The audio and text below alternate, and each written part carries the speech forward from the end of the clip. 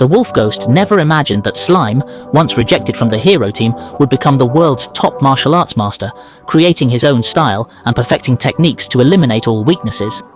His next move was unpredictable. This reminded Wolf Ghost of the battle with that Demon King 20 years ago. Back then, he and 6 heroes fought the Demon King. Slime wanted to join but was rejected as too weak.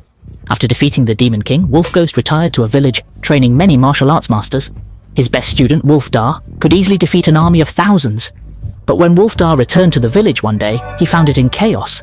Even the guard beast was beaten and barely alive.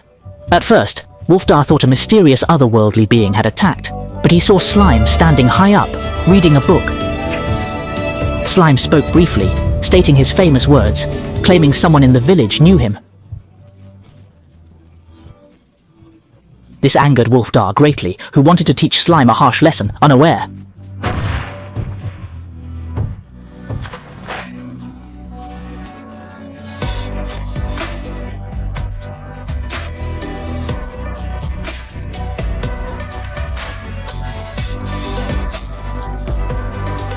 Though frustrated, Wolfdar knew Slime's words rang true. A voice stopped them both. It was Wolf Ghost. He was surprised Slime, once rejected, had found him after 20 years. Confused, Wolf Ghost asked Slime's purpose. Slime explained he wanted a duel to prove their past mistake in rejecting him. Wolf Ghost could argue, but only action would reveal the truth.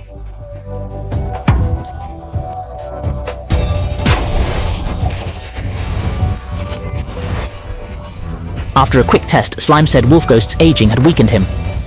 Feeling underestimated, Wolf Ghost used a secret technique to regain his prime strength. From now, the 850-second countdown begins. The Wolf Ghost will use all he's learned. Seeing this, Slime set his own goal, aiming to match the perfect state.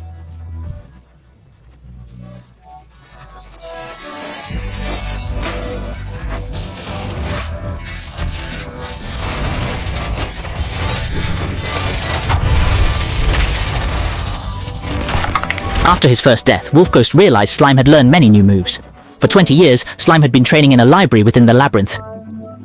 It took him 2 years to understand one book, absorbing knowledge for 2 decades.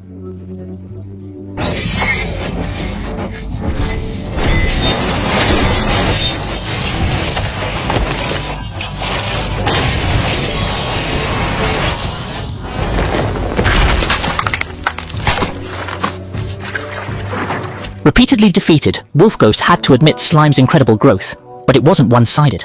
Even before attacking, Slime saw through all moves. Wolf Ghost could still win rounds with his speed, but only by a small margin. As the battle went on, Slime's endless stamina and skills took the upper hand. Wolf Ghost's recovery couldn't keep up, and Slime always had a backup plan. After killing Wolf Ghost 5 times, Slime proved his earlier words weren't boastful. He'd become strong enough to match the team, but still had one regret. He couldn't fight the Demon King, who'd been defeated by an unknown hero. Wolf Ghost suggested Slime join a tournament in the Royal City for worthy opponents. This episode introduces Sura and Donglong, the strongest surface dweller. As the legendary unbeatable fighter, Donglong often faced challenges.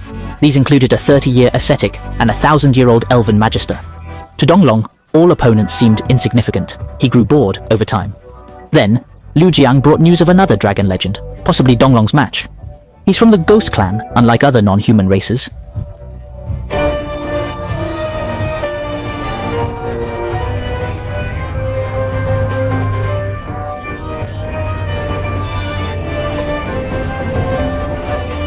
On his wedding day, he hunted a giant much larger than himself. He can nullify all abilities, except those of his own people. All magic and powers fail before him.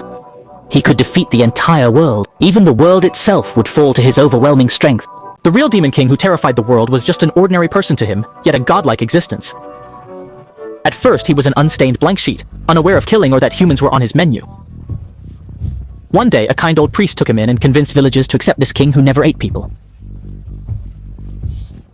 Villagers were uneasy but trusted the respected priest, so they tried to coexist with the big ghost. The big ghost was given a name, Uhaku. The priest learned Uhaku had normal senses but couldn't speak. As time passed, Uhaku integrated into village life, helping with roads and bridges when possible. The priest taught Uhaku church writing, pleased by his fast learning and eating abilities. The priest soon saw Uhaku as his child, like orphans he'd raised, but good times didn't last. The The priest hoped villagers would accept Uhaku, but a giant's arrival changed everything. The giant, once a hero against the Demon King, had gone mad from the king's influence. Trying to silence voices in his head, the giant destroyed everything, shocking villagers. The priest tried to calm the giant, insisting the real Demon King was dead. But the Demon King's influence was too strong.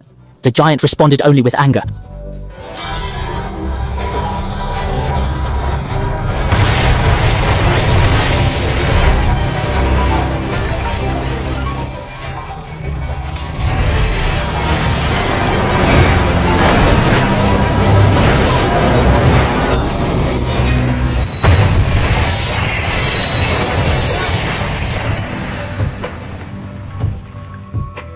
No one could have imagined that the magic of both sides would collide so violently, causing massive destruction, but Uhaku merely stood between them, erasing all their magic without a sound.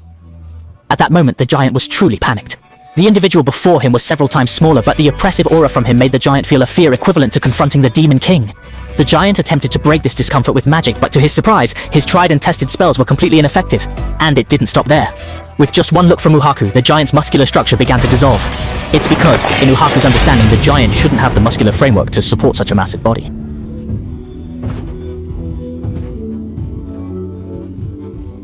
As the giant lost his strength to retaliate, Uhaku picked up his equally big stick and started striking the giant's skull several times in a row, tasting meat for the first time since he was born. It was only at this point that the old priest and the villagers discovered that Uhaku didn't consume humans. They just didn't know that humans were the same as his food. From then on, the villagers only associated Uhaku with the word fear, and their prejudice against him began to grow. Soon after, the villagers approached the church with weapons. Despite Uhaku never harming them before, they couldn't tolerate him living in this world anymore. Seeing this, the old priest quickly assured Uhaku that he did nothing wrong from the beginning to the end. The old priest wanted Uhaku to leave this land of dispute and seek support from other church's individuals, while he stayed back to try and rectify the villagers' prejudice. However, Uhaku knew that there was no cure for these fishermen. Instead of letting the old priest lose his life in vain, he decided to physically drive them away with his big stick. "Old priest, I'm here to help you."